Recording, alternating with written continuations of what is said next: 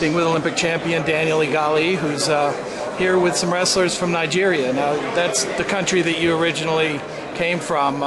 Tell us about the program of wrestling that you're involved in with the Nigerian team. Over the past 4 years, I've been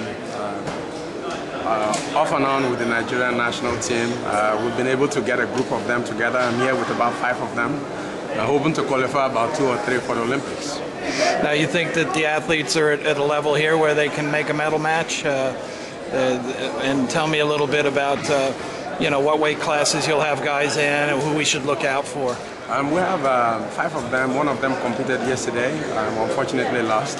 But I have a couple of them that I think can make a run for medal placement at least. 63 kilograms, I have Blessing Oborodudu. And at 72 kilograms, I have a girl called Amarachi Obiajuwa. She was at the 2008 Olympics. Okay. And in the men at 60 kilograms, I have Amas Daniel. And 96 kilograms, I have Sinevia Bolton. So I'm hoping somebody gets a good draw and pulls through for me. Now, wrestling popular in Nigeria, and over the years we've seen strong Nigerian wrestlers, but obviously the African nations have not been able to compete at as high a level of some of the other continents. How's the wrestling program there? The program we have is not as well organized as it should be. We do have the athletes, but we don't have a coordinated program yet. So you don't have a year-round training. Athletes kind of come in and out when they want. Get together about 2 weeks before major championships to train to go, and that just can't cut it for the elite level.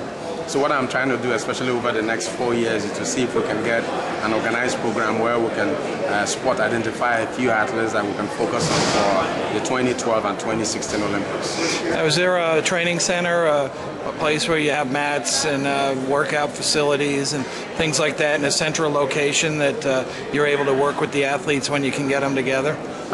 We normally, in the capital, Abuja, we normally gather them together for a couple of months to train before major championships. But we don't have any dedicated facility for wrestling yet. Where I live, a city called Yenagwa, which produces about 80% of the Nigerian wrestlers, we're trying to build a facility now.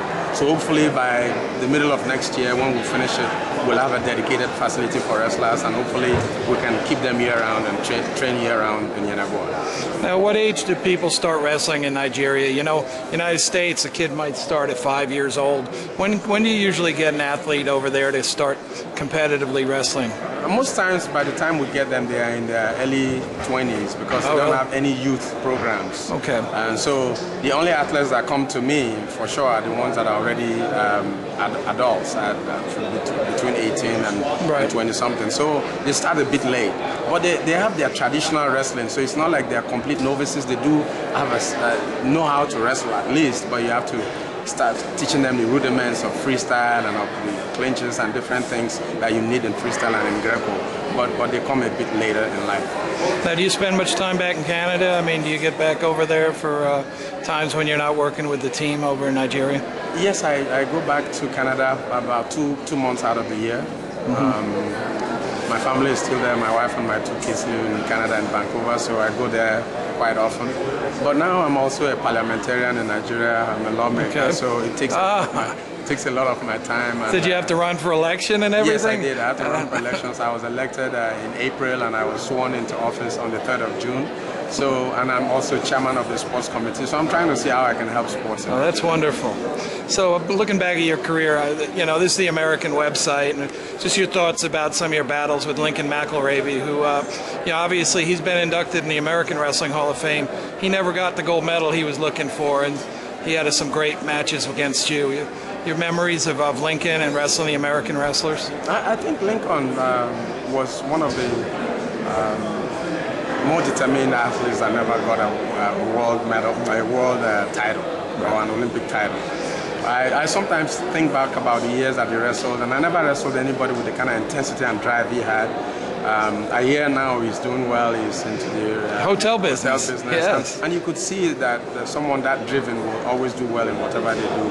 I had some very good matches with him. I still cherish them. Still, on the odd day, watch those tapes, see the battles. I think he prepared me for that world level because he became a measuring rod for me. If I was training and I wanted to stop, and I thought about Lincoln. I think Lincoln is still training. Why are you stopping now? Exactly. So I credit my success a lot to Lincoln, because he pushed me beyond where I would have gotten to otherwise. Took you a little while to beat him.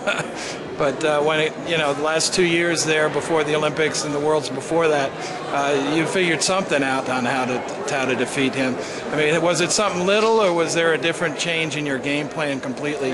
Well, I was always getting exhausted in the matches because I was always going head to head with him. Right. And my coaches would always tell me, you have to kind of use his momentum, not push with him, because that's how he trains and that's how he wrestles. Right. And that's what he craves for, and he actually goads you into doing that with him.